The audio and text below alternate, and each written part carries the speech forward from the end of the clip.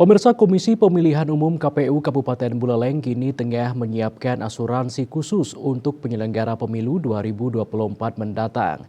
Hal ini merupakan langkah preventif untuk memberikan jaminan bagi penyelenggara pemilu saat bertugas. Ketua KPU Kabupaten Buleleng, Komang Dudi Udiana menjelaskan pemilu 2024 tahun ini KPU Kabupaten Buleleng sudah mengalokasikan anggaran untuk asuransi para penyelenggara pemilu yang bertugas meliputi PPK, PPS, dan KPPS.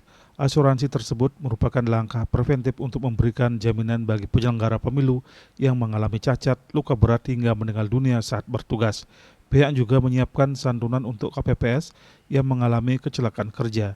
Sesuai Peraturan Menteri Keuangan RI, untuk KPPS yang meninggal dunia diberi santunan 36 juta per orang, cacat permanen 30,8 juta per orang, luka berat 16,5 juta per orang, luka sedang 8,2 juta per orang, serta bantuan biaya pemakaman 10 juta per orang.